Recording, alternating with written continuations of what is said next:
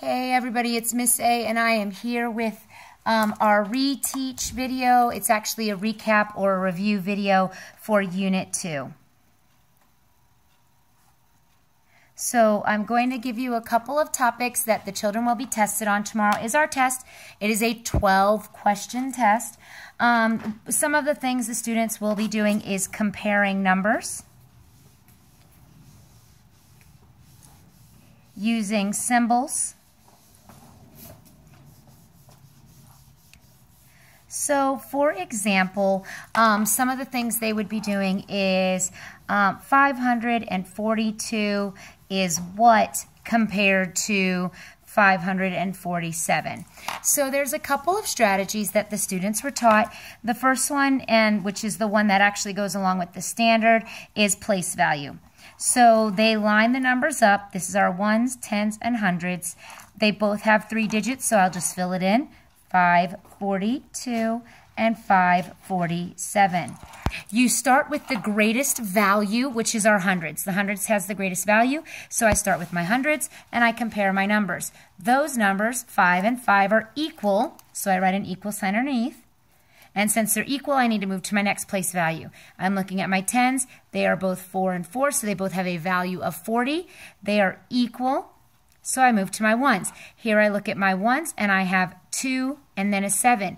Well, 2 is less than 7, so I should be able to put my number in just like this, and that means less than. The open part always goes towards the greater number. So let's try another one where I have 386 compared to 3,860.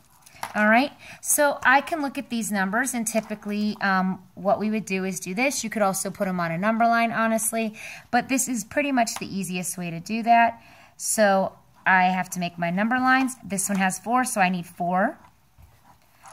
The first number is 386, so I only need 3 boxes. 1, 2, 3.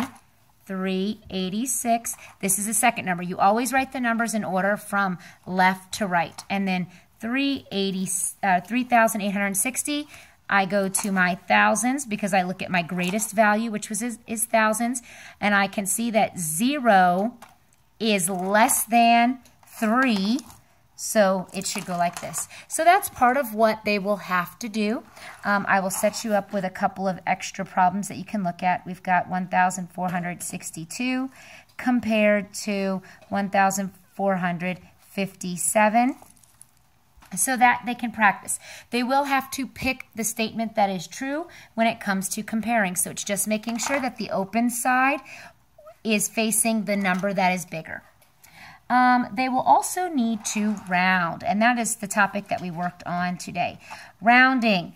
Now, there were some kids that did a really great job with this and some kids who had a struggle. So, let's talk about rounding. So, there were 3 strategies, 2 of which are pretty significant and work out pretty well. One of which works out most of the time, but there is one little caveat to that. So, we have rounding and place value. And this is the roller coaster. And if you're in a roller coaster car 0, 1, 2, 3, or 4, you haven't quite reached the summit. You haven't reached the top. So gravity will take you back down, and whatever place value you're rounding will stay the same. And if you're in car 5, 6, 7, 8, or 9, you have passed the summit, and gravity will take you down to add 1.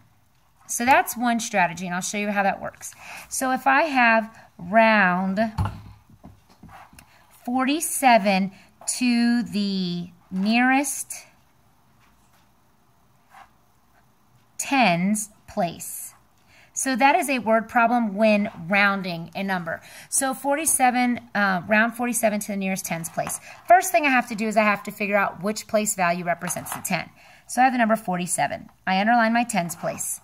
Once I'm there, I look to one place value to the right, and this number is my car number. So I find 7, and then I follow gravity. Whee! Gravity tells me that my underlined digit, or the one I'm rounding to, will go up 1. So 1 more to 4 is 5, and everything after that line becomes a 0. All right, so that's an example of doing something where you're rounding the very first number. Let's try this, 136. We are still rounding to the tens place. So I'm going to look one place value to the right. So I find the one that's underlined. I look one place value to the right. It's the car number 6. Here's a 6. I follow gravity, whee, and it ends up at add one more. So I'm adding one more to the digit that's underlined. So that becomes a 4. All digits prior to or to the left of the line stay the same.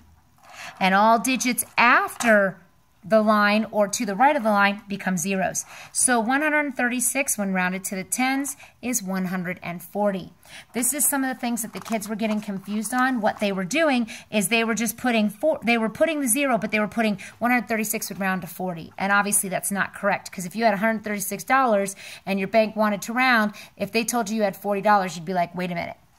So another strategy that we taught the kids was a number line. And number line can be very simple as long as you use it the right way. So let's say I want to round number 27 to the tens. So in order to start my number line, I look in the tens place and I look at the value.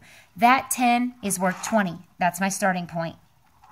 One more in my tens place would be 30. And then whatever's in the halfway between, that's 25. Those are the only 3 numbers that I need. Now, once I have that, I determine, does 27 fall to the left of 25, or does 27 fall to the right? And I know 27 falls to the right, 26, 27 falls to the right, and then I compare the distance. So here's 20 to 27, here's 27 to 30. Since 27 is closer to 30, it would round to about 30. So that is using a number line to solve rounding. We also have subtraction, which in most cases will work fine unless you have 5. So for example, if I had the number 27, this is my beginning point, this is my ending point. If I want to find out my low, I would subtract 27 minus 20, which gives me 7. If I want my high, 30, because I have to put the bigger number on top, minus 27, which is 3. And with rounding, we look for the smallest amount of distance, so it would round to 30. Now, this won't work if it's a 25, because 25 minus 20 is 5, and 30 minus 25 is also 5. So this strategy is not always 100% successful, so please keep that in mind. So I want the children to practice some rounding, and they need to make sure they understand the place value. So 5,497 rounded to the hundreds place. It's indicated here, which means this 5 will stay the same. I can go ahead and write that. The number to the right of the 4 is a 9. I'm going to find my 9. Whee! Follow gravity. It tells me to add 1 to the underlined number, which is 5. And everything after that, everything to the right, is zeros. So 5,497 rounds to 5,500. Now, here's another one. This was, the students had this. We are rounding 41,999 to the nearest hundreds. We have to look to the right of the number. This is a 9.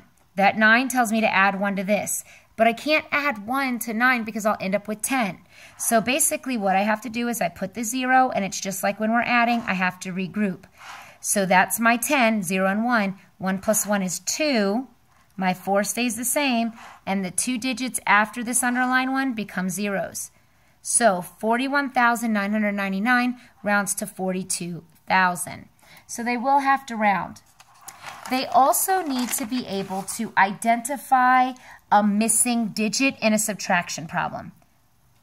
Identify missing digit in a subtraction problem. So here's, for example, if we have 39 minus blank 6.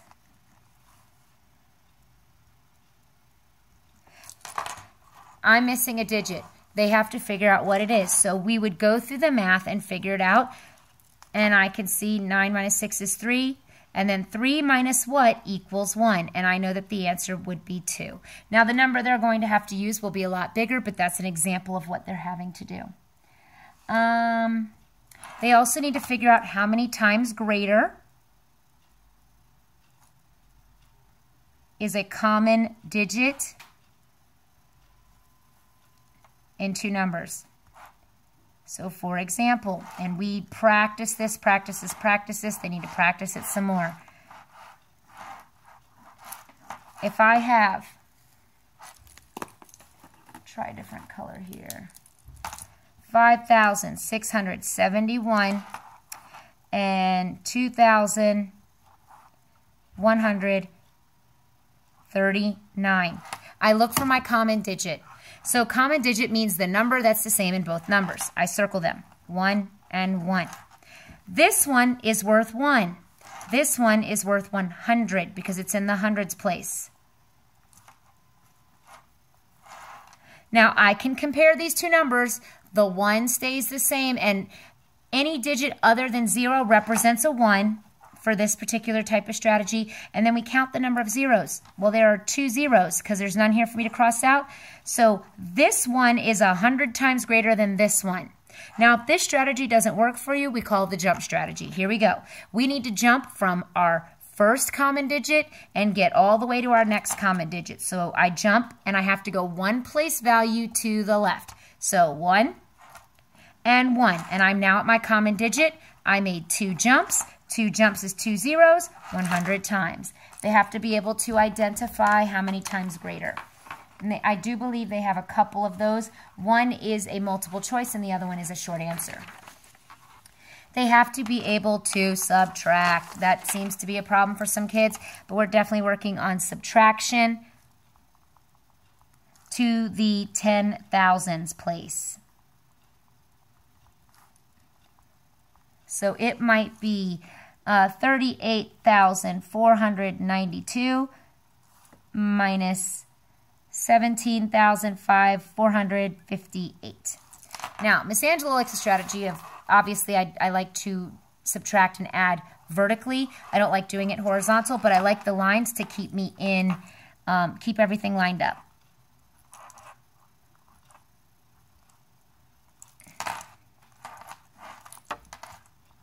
$17,458.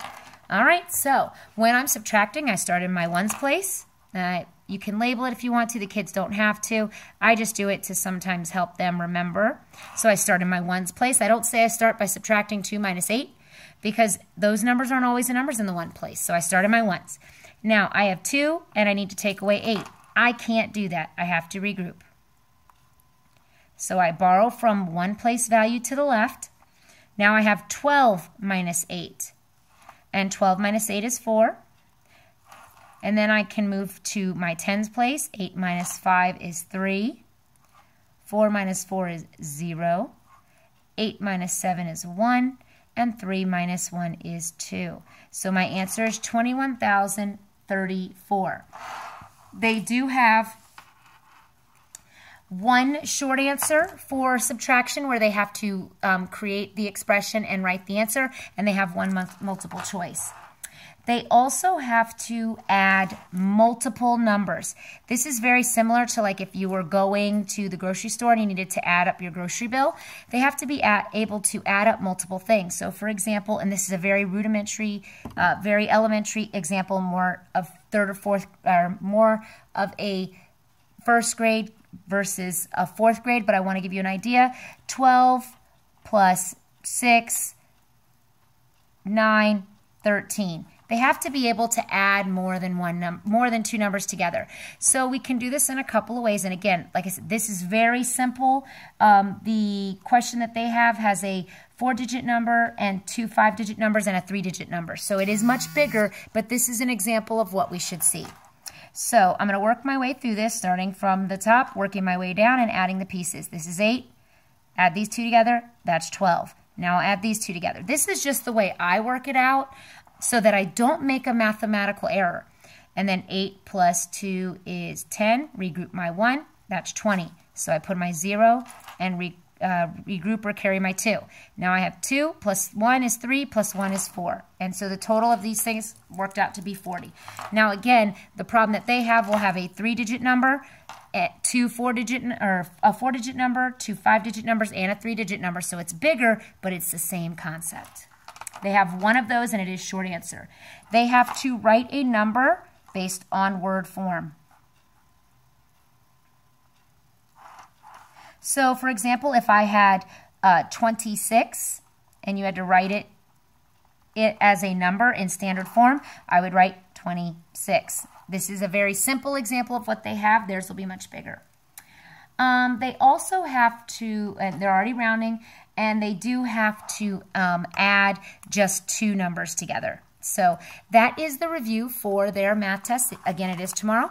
It is 12 questions. It shouldn't take them any more than 40 minutes. There are